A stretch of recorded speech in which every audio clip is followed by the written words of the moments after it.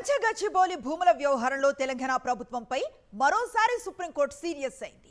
చెట్ల నరికివేతపై జవాబు చెప్పాలని ఆదేశించింది. చెట్ల నరికివేతను సమర్థించుకోవద్దన్న సర్వోన్నత న్యాయస్థానం ఎలా పునరుద్ధరిస్తారో చెప్పాలని స్పష్టం చేసింది. పర్యావరణాన్ని పునరుద్ధరించుకుంటే జైలుకు వెళ్లాల్సిందేనని తీవ్ర స్థాయిలో హెచ్చరించింది సుప్రీంకోర్టు. తదుపరి విచారణ జూలై 23కు వాయిదా వేసింది.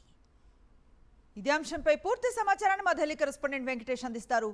వెంకటేష్, కంచగచ్చిబౌలి వ్యవహారంలో మరోసారి తెలంగాణ ప్రభుత్వ వైఖరిపై సుప్రీంకోర్టు తీవ్ర ఆగ్రహం వ్యక్తం చేసింది.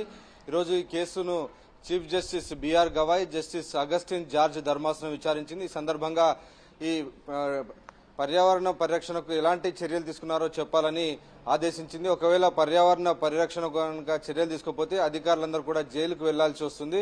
అక్కడే ఎక్కడైతే చెట్లు నరికారో అక్కడే ఒక జైలు కట్టించి అక్కడే జైల్లో అధికారులందరినీ అక్కడే జైల్లో వేస్తామని సుప్రీంకోర్టు ఒక సీరియస్ వార్నింగ్ ఇచ్చినటువంటి పరిస్థితి. నిజానికి గత నెలలోనే సుప్రీంకోర్టు ఈ రకమైనటువంటి వ్యాఖ్యలు చేసింది. నిజానికి అక్కడ ఉన్నటువంటి చెట్లన్నిటిని కూడా 2-3 రోజుల వ్యవధిలోనే 100 ఎకరాల్లో పూర్తిగా నరికివేయడం పైన పూర్తిగా వీటికి సంబంధించినటువంటి వీడియోలు, ఫొటోస్ అన్ని కూడా సుప్రీంకోర్టు పరిశీలించింది. ఈ సందర్భంగా మీరు ఫోటోలు, వీడియోలు చూశారని తెలంగాణ ప్రభుత్వం తరపున హాజరైన సీనియర్ న్యాయవాది అభిషేక్ సింఘ్విని అడిగినటువంటి పరిస్థితి. అలాగే వారాంతంలో చూసుకొని ఈ చెట్ల నరికివేతం చేయడంలో ఉన్నటువంటి ఆంతర్యం ఏమిటి అనేటువంటి ప్రశ్న కూడా సంధించింది. పక్కా ప్రణాళికతో ఒక ప్రీ ప్లాన్డ్ అటెంప్ట్ తోనే ఈ మొత్తం పర్యావరణాన్ని ధ్వంసం చేశారు అనేటువంటి విషయాన్ని సుప్రీంకోర్టు గమనించింది.